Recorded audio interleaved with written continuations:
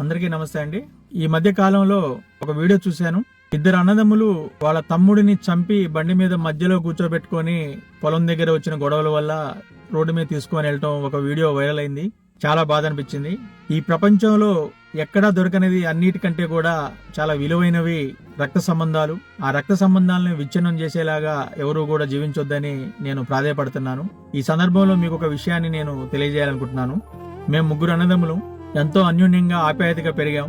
మా అమ్మ చిన్నప్పుడు నాకు చెప్తూ ఉండేది, అన్నయ్యలు గౌరవించాలి, అన్నయ్యలతో మంచిగా ఉండాలని నాకు చిన్నప్పటి నుంచి చెప్తూ ఉండేది. మా ముగ్గురికి మ్యారేజ్లు అయిపోయినాయి. ఆ మధ్య కాలంలో ఒకసారి నాకు కొంచెం అమౌంట్ ఇవ్వాల్సి వచ్చింది. వాళ్ళు కొంచెం ఎక్కువ అమౌంట్. సో ఎంత ట్రై చేసినా గానీ వాళ్ళ దగ్గర నుంచి ఆ అమౌంట్ రావట్లేదు. న్యాయపరంగా అవి నాకు రావాల్సిన అమౌంట్ కానీ రావట్లేదు. బాగా విసుగు చెందాను.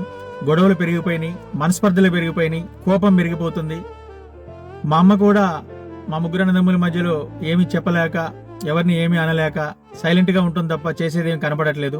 ఇటువంటి సందర్భంలో నేను ఒకసారి ఇదిక మంచితనంలో మన మధ్య తేలేటట్లేదు, వెల్ విషర్స్ ఫ్రెండ్స్ ని ఎవరిని ఎంటర్ చేసినా గానీ వాళ్ళు మీరు అన్నదమ్ములు రా ఆలోచించుకోండి అంటున్నారు తప్ప ఎవరు కూడా న్యాయం చేసేలా కనపడలేదు. ఇక లాస్ట్ కి పోలీస్ స్టేషనే కరెక్ట్ అని చెప్పేసి పోలీస్ స్టేషన్కి వెళ్ళి కూర్చున్నాను. ఇంకా సిఐ గారు రాలేదు. ఈ లోపల నేను కొన్ని విషయాలు ఆలోచించాను. మా అన్నయ్యల మీద నేను కంప్లైంట్ ఇవ్వడానికి ముందు ఒక్కసారి మా అన్నయ్యల గురించి ఆలోచించాను. చిన్నప్పటి నుంచి నన్ను ఎలా చూసుకున్నారు, నన్ను పెంచిన విధానం ఏంటనేది. అప్పుడు వెంటనే నాకు కొన్ని విషయాలు గుర్తొచ్చినాయి. అవేంటంటే, మా ఊర్లో వర్షాకాలం పెద్ద వాగు వస్తుండేది. అంటే మనుషులు కొట్టుకొని పోయేంత వాగు వచ్చేది. ఆ వాగులో మా అన్నయ్య క్లాస్మేట్స్ వాళ్ళందరూ వెళ్ళి కూడా మా అన్నయ్యతో పాటు ఈత కొడతా ఉండేవాళ్ళు. నేను కూడా వెళ్ళేవాడిని. నాకు ఈత రాదు. అయితే మా అన్నయ్య నన్ను ఒక దెరంపటి అక్కడ వాగు పక్కనే నీళ్లలో పిచ్చిమల్లి అని ఒకటి ఉండేది చెట్టు, దాన్ని పట్టుకొని అక్కడే ఉండమని చెప్పాడు. లోపల రావద్దని చెప్పేవాడు వాటర్లోకి. వాళ్ళు బాగా ప్రవాహం ఎక్కువగా ఉన్న దాంట్లో వాళ్ళు స్విమ్మింగ్ చేస్తూ ఉండేవాళ్ళు. మా అన్నయ్య ఆ వాగులో దూకి మునిగి తేలినప్పుడల్లా వెంటనే లేచి నేను కనపడకపోయేయాలకి నేను ఆ పిచ్చిమల్లి సాటును ఉండేవాడిని. మా తమ్ముడేడి అని చెప్పి కంగారుగా ఇట్లా చూస్తూ వద్దండు అని పిలిచేవాడు గట్టిగా. తర్వాత నేను కనపడంగానే కనపడవేరా మరి ఎక్కడున్నావురా అని చెప్పి అనేవాడు. ఆ విషయం గుర్తొచ్చింది. ఆ తర్వాత మా పెద్దన్నయ్య మా ఇంట్లో చిన్న పూరి గుడిసెలో మేము జీవించాము చిన్నప్పుడు. చలికాలం వస్తే మా నులక మంచం కింద రవ్వలు వేడి చేసి ప్లేట్లో, రాతిని ప్లేట్లో ఆ రవ్వలన్నీ వేసి మంచం కింద పెట్టుకునేవాళ్ళం వేడి కోసం. మా పెద్దన్నయ్య పక్కన పడుకునేవాడిని నేను. మా పెద్దన్నయ్య ఆ రవ్వలు పోసిన ప్లేటు నాకు వేడొచ్చే విధంగా నా వైపు జరిపి పెట్టేవాడు. ఒకటే దుప్పటి ఉండేది, అది చినిగిపోయి ఉండేది, కాళ్ళన్నీ బయటే ఉండేవి. ఆ దుప్పటిని నాకు పూర్తిగా గప్పి చలికాలం కూడా మా పెద్దన్నయ్య దుప్పటి లేకుండా అలాగే పడుకునేవాడు. ఆ విషయం గుర్తొచ్చింది. ఒకసారి నేను 1999లో బాగా ఆకలి మీద రోడ్డు మీద నడుచుకుంటూ పోతున్న సమయంలో నా చిన్నన్నయ్య పాల వ్యానులో పనిచేసేవాడు. అప్పుడు చదువుకుంటూ సిద్ధారెడ్డి డిగ్రీ కాలేజీ. ఆ సమయంలో రోడ్డు మీద నడుచుకుంటూ పోతున్న నేను జడ్పీ సెంటర్ ఆ ప్రాంతంలో కనిపిస్తే నైట్ డ్యూటీ మొత్తం ఉండేదన్నమాట ఆ వ్యానులో. నన్ను చూసి ఆ వ్యాన్ ఆపి నా దగ్గరకు వచ్చి ఏమైనా తిన్నావారా అని అడిగి నా జేబులో ఒక 100 రూపాయలు పెట్టి మళ్ళీ అదే వ్యాన్లో డ్యూటీకి వెళ్ళిపోయేవాడు. అలాగే మా చిన్నన్నయ్య నేను ఖమ్మంలో ఒకే రూమ్ లో ఉండి చదువుకునేటప్పుడు మేము చదువుకున్నంత కాలంలో చాలా రోజులు మేము ఉపవాసాలు ఉన్న సందర్భాలు ఉన్నాయి. కొంచెం రైస్ ఉంటే మా తమ్ముడు తింటాడులే అని చెప్పి వదిలేసేవాడు. నేను మా అన్నయ్య తింటాడులే అని వదిలేసేవాడిని. అలా ఒకరికొకరు త్యాగం చేసుకుంటూ ఒకరికొకరు ప్రేమాభిమానాలు పంచుకుంటూ పెరిగాము. నేను ఎన్నో తప్పులు చేశాను చిన్నప్పుడు, క్షమించరాని తప్పులు. నేను చేసిన ప్రతి తప్పులో కూడా నా అన్నయ్యలు నన్ను రక్షిస్తూ, ఎవరన్నా మీ తమ్ముడు ఇలా చేసి నేను ఇంటి మీదకి వచ్చినప్పుడు మా తమ్ముడు లేడని చెప్పటం, నన్ను దాచిపెట్టడం, నన్ను వాళ్ళ కంటికి రెప్పలా చూసుకున్న పరిస్థితులన్నీ నాకు గుర్తొచ్చాయి. అలాగే మా ఇద్దరు అన్నదమ్ములు చదివించడానికి మా పెద్దన్నయ్య చిన్నప్పుడు తన పడిన కష్టాలు, అడవికెళ్ళి కోపు నరకటాలు, కుప్పకొట్టుళ్ళు, వరి కోతలు ఇవన్నీ చేస్తూ టైలరింగ్ పని చేసుకుంటూ మాకు పైసలు పంపించుకుంటూ మా కోసమే మా తమ్ముళ్ళు అభివృద్ధి చెందాలి, మా తమ్ముళ్ళు గొప్పగా చదువుకోవాలని జీవించిన రోజులు గుర్తొచ్చాయి. మా చిన్నన్నయ్యకి ఒక జత షూ ఉండేవి, బట్టలు కూడా ఒక 2 జతలే ఉండేవి. అందులో మా చిన్నన్నయ్య బట్టలు షూ వేసుకొని నేను ఎటైనా బయటకు వెళ్తే నేను వచ్చేంత వరకు కూడా మా చిన్నన్నయ్య రూమ్లోనే ఉండేవాడు, బయటికి పోకుండా ఎంత పని ఉన్నా కానీ. నేను వచ్చినాక ఎందుకురా నా బట్టలు వేసుకున్నావు అని కూడా ఏ రోజు కూడా అనేవాడు కాదు. నేను వచ్చినాక అవి ఆ షూ అవన్నీ తీసేసినాక మళ్ళీ అవి వేసుకుని బయటికి వెళ్ళేవాడు.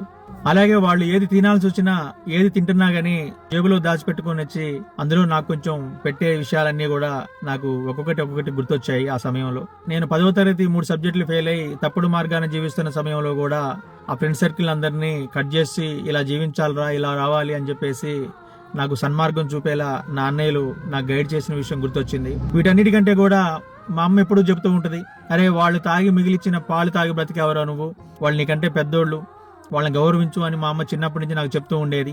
ఇవన్నీ సడన్ గా వాళ్ళని నేను పోలీస్ స్టేషన్ కి పిలిపించడానికి ముందు నా అన్నయ్యలతో నాకున్న అనుబంధం ఏంటి, నేనేమైనా తప్పు చేస్తున్నానా అని చివరిసారిగా నేను ఆలోచించిన ఆలోచనలో ఇవన్నీ నాకు ఒక్కొక్కటి గుర్తొచ్చాయి. ఇవన్నీ గుర్తొచ్చినాక నాకేమనిపించిందంటే, వీళ్ళు పంచిన ప్రేమాభిమానాలు నా పైన ఆ డబ్బుల కంటే కూడా చాలా ఎక్కువ అనిపించింది. వెలకట్టలేని ఈ ప్రేమాభిమానాల కింద ఆ డబ్బులు చాలా చిన్నవి అనిపించినాయి. వెంటనే రియలైజ్ అయ్యి ఆ పోలీస్ స్టేషన్లో ఆ బెంచ్ మీద కూర్చొని లోపలికి వెళ్లకుండానే ఇంకెప్పుడు జీవితంలో నేను బ్రతికున్నంత కాలం కూడా నాకిచ్చే పైసల విషయంలో ఎప్పుడు కూడా మా అన్నయ్యల్ని నేను అడగకూడదు. వాళ్ళు ఎక్కడ కలిసినా వాళ్ళని గౌరవిస్తూ పలకరించాలి. నా ద్వారాగా వాళ్ళని ఏ విధంగా ఇబ్బంది పెట్టే ప్రయత్నాలు గాని, పరువు నష్టం కలిగించే విషయాలు గాని చేయకూడదనే ఒక సదుద్దేశంతో అన్నిటినీ వదిలేసుకొని నేను కేవలం నా అన్నయ్యల మీద ప్రేమను మాత్రమే ఈ గుండె నిండా నింపుకొని జీవిస్తాను కూడా. వాళ్ళు నాతో ఎలా ఉంటున్నారు, నాపై ఎలా ఉన్నారు, నా మీద ప్రేమ వాళ్ళ మనసులో ఎలా ఉన్నది అనేది నాకు అనవసరం. నేను బ్రతుకున్నంత కాలం వారితో ఎటువంటి మనస్పర్ధలు లేకుండా, ఎటువంటి ఆర్థిక లావాదేవీలు ఉన్నా కానీ వాటన్నిటిని పక్కన పెట్టి నేను నా అన్నయ్యలతో ప్రేమానురాగాలతో జీవించాలని స్ట్రాంగ్ గా డిసైడ్ అయ్యాను. సో నేను అందరికీ చెప్పేది ఏంటంటే, ప్రతి మనిషి పుట్టేది చావటానికే. ఆ చావు అనేది ఖచ్చితంగా ఏదో ఒక రోజు ఎప్పుడో ఒకసారి ప్రతి ఒక్కరికి రాక తప్పదు, వచ్చి తీరుతుంది. సో ఇక్కడ ఎవరూ కూడా పర్మనెంట్ గా ఉండటానికి రాలేదు. కోట్ల రూపాయలు సంపాదించుకున్నా, లక్షల రూపాయలు సంపాదించుకున్నా, ఎన్ని డబ్బులు సంపాదించుకున్నా గానీ ఏదో ఒక రోజు మాత్రం వాటన్నిటిని వదిలేసి మనం శాశ్వతంగా ఈ లోకాన్ని వదిలి వెళ్ళక తప్పదు. కానీ మనం వెళ్ళినాక మన గురించి నలుగురు బాధపడే వ్యక్తులు ఉన్నారంటే, జీవితం పంచుకున్న భార్య, మనకు తోడబుట్టిన వాళ్ళు, మనకి జన్మనిచ్చిన తల్లిదండ్రులు, మన పిల్లలు తప్ప ఇంకెవరు ఉండరు. ఇటువంటి బంధాలనే మనం ఈ డబ్బు కోసం, ఈ అత్యాశతో, యుగోలతో, ఇంకా కొంతమంది చెప్పుడు మాటలు విని తన మన అనే ఒక బంధాలను మర్చిపోయి చంపుకోటాలు, తిట్టుకోటాలు, రక్తం పంచుకు పుట్టిన అన్నదమ్ములమే రక్తాన్ని చిందించుకునే విధంగా గొడ్డలతో, కత్తులతో దాడులు చేసుకోవటం, ఇదంతా కూడా క్షమించరానిది. మానవ జీవన విధానానికి ఇవన్నీ కూడా విరుద్ధమైనవి. దయచేసి అన్నిటికంటే విలువైన బంధాలు రక్త సంబంధాలు, వాటిని కాపాడండి. బ్రతకడానికి దేవుడు ప్రతి ఒక్కరికి కొంత జీవితాన్ని ఇస్తాడు. ఆ జీవితంలో ఉన్నదాన్ని మనం ఆనందంగా ఇంతవరకే మనకని ముందుకు పోవాలి తప్ప, ఇంకా ఏదో కావాలి, ఏదో చెయ్యాలి, వాడిని తీసుకోవాలి, వీడిని తీసుకోవాలని అత్యాశతో పోతే ఇటువంటివన్నీ వస్తూ ఉంటాయి. డబ్బు అనేది శాశ్వతం కాదు. డబ్బు ఏమైనా చేపిస్తుంది, మంచి వాళ్ళని చెడ్డవాళ్ళగా మారుస్తుంది, అయిన వాళ్ళని దూరం చేస్తుంది, కాని వాళ్ళని దగ్గరగా చేస్తుంది. అన్నిటికీ ఉన్న పెద్ద మహిమ ఆ డబ్బుది. ఆ డబ్బు మన దగ్గరికి ఎంత ఎక్కువ వస్తున్నప్పుడు మనం అంత జాగ్రత్తగా ఉంటే జీవితాన్ని ముందుకు తీసుకుపోతాము. ఒకప్పుడు ఏమీ లేని పేదరికమైన పరిస్థితుల్లో ఉన్నప్పుడు అందరం కూడా ఎంతో ప్రేమ ఆప్యాయతలతో జీవించాము. ఇవాళ భగవంతుడి దయ వల్ల అందరం సెట్ అయిపోయి లక్షల రూపాయలు సంపాదించుకుంటూ ఒక స్టేజిలో తిరుగుతున్న టైంలో, ఎంతో అన్యోన్యంగా కలిసి జీవించాల్సిన సమయంలో పిల్లలు పెద్దోళ్ళు అవుతూ ఒకరినొకరు అర్థం చేసుకుంటూ గొప్పగా ఉమ్మడి కుటుంబాలతో సంతోషంగా జీవించాల్సిన టైంలో ఈ డబ్బు అనేది పెరగటం వల్ల అత్యాశ బాగా పెరిగిపోయి, మా అమ్మ చెబుతూ ఉంటది, నడమంతరపు సిరిరా అంటుంటది. నడమంతరపు సిరి అంటే ఏమీ లేనోడికి ఒక్కసారే పైసలనే రావటం మొదలైతే వాడికి తన మన అనే బంధాలు ఉండవంట, కన్ను మిన్ను కానరాదంట. వాడు ఎప్పుడు పైకే చూస్తారు తప్ప కిందికి చూడడంట. జనాలు గుర్తురారంట, వాడికి బంధాలు గుర్తురావంట. సో ఇటువంటి పరిస్థితులు కూడా దయచేసి ఎవరికి రావద్దు. అందరూ ఒకటిగా జీవించండి. పర్టికులర్ గా అన్నదమ్ముల మధ్యలో ఆస్తి గొడవలు కానీ, ఇంకేదైనా డబ్బుకు సంబంధించిన లావాదేవీలు ఉన్నప్పుడు ఎవరో ఒకళ్ళు కాంప్రమైజ్ అయ్యి వదిలేసుకోండి. నిజంగా వదిలేసుకోవటం వల్ల మీరు రోడ్డును పడి అడుక్కు తినే పరిస్థితి వచ్చి మీరు ఇబ్బందుల్లో ఉండి నరకం చూస్తున్నారని నీ తోడబుట్టినోడికి తెలిసినప్పుడు, అతను నీతో మాట్లాడకపోయినా ఖచ్చితంగా నా అన్న ఇబ్బందుల్లో ఉన్నాడు, నా తమ్ముడు ఇబ్బందుల్లో ఉన్నాడు, ఊరు మొత్తం తెలుసు, ఊరు మొత్తం అనుకుంటున్నారు, నాకు కూడా కనిపిస్తుంది, ఎలాగైనా వాడికి నేను ఏదో ఒకటి చేయాలని 100% చేస్తాడు. అందుకు మీరు ఓపికగా ఉండండి.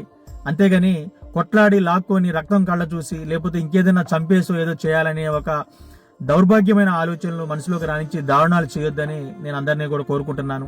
మళ్ళీ జన్మలో కూడా నేను ఇదే తల్లికి కొడుకుగా పుట్టాలని, అలాగే ఆన్నేళ్ళకి తమ్ముడుగా పుట్టాలని అందరి దేవుళ్ళని కూడా నేను కోరుకుంటున్నాను. ఎన్ని ఊర్లు తిరిగినా, ఎన్ని లక్షలు సంపాదించినా గానీ ఆ బంధం అనేది మనకు దొరకదు. దాన్ని కాపాడండి. యుగోలు, కోపాలతో, తాపాలతో ఇవన్నీ మీరు పెద్దవి చేసుకుంటూ కుటుంబాలని చిన్నాభిన్నం చేసుకోవద్దు. మనకు పుట్టిన పిల్లలు ఎంతో అన్యోన్యంగా మన రక్త సంబంధికులుగా, మన వంశోద్ధారకులుగా పెరగాల్సిన పిల్లల్ని కూడా విడదీసి మనం చాలా పాపాన్ని కూడగట్టుకుంటున్నాం. ఇది కూడా చాలా తప్పు. మనం మాట్లాడుకోవట్లేదని మన పిల్లలు కూడా మాట్లాడుకోలేని పరిస్థితి ఉంటుంది. రోజులు చాలా వేగంగా పరిగెడుతున్నాయి. తెల్లారుతుంది, రాత్రి అవుతుంది. దయచేసి నా మాటలు పాజిటివ్గా తీసుకొని అన్నదమ్ములు, అక్క చెల్లెళ్ళు అందరూ కూడా ఒకటిగా జీవించాలని. అన్నదమ్ములు పంచాయతీ, అక్క చెల్లెళ్ళ పంచాయతీలు అంత ఈజీగా తేలేవి కావు. ఎవరో ఒకళ్ళు తగ్గాలి, ఎవరో ఒకళ్ళు సాక్రిఫైస్ చేయాలి. అప్పుడు మాత్రమే ఆ బంధాలు నిలుస్తాయి. భగవంతుడు మనకి ఇక్కడ రాసి పెడతాడు. ఏది మనకి ఎప్పుడు ఏది రావాలో అది ఖచ్చితంగా వచ్చి తీరుతుంది. ఏది మనది కాదో, మనం ఎంత పోరాడినా, మనం ఎంత యుద్ధం చేసినా, ఎంత మందిని గాయపరిచినా, ఎన్ని హృదయాలని చింద్రం చేసినా గానీ అది మనకు రాదు. ఇది మాత్రం మీరు స్ట్రాంగ్గా గుర్తుంచుకొని మీరు మంచి జీవన విధానంతో జీవిస్తే దేవుడు మీకు కావాల్సిన అన్నీ మీకు తెలియకుండానే మీకు ఇచ్చేస్తుంటాడు. అవన్నీ మీ వెనకొస్తూ ఉంటాయి. నా మెసేజ్ని మీరు పాజిటివ్గా తీసుకుంటారని ఆశిస్తూ అందరూ బాగుండాలని కోరుకుంటూ మీ ఉద్దండు. Thank you.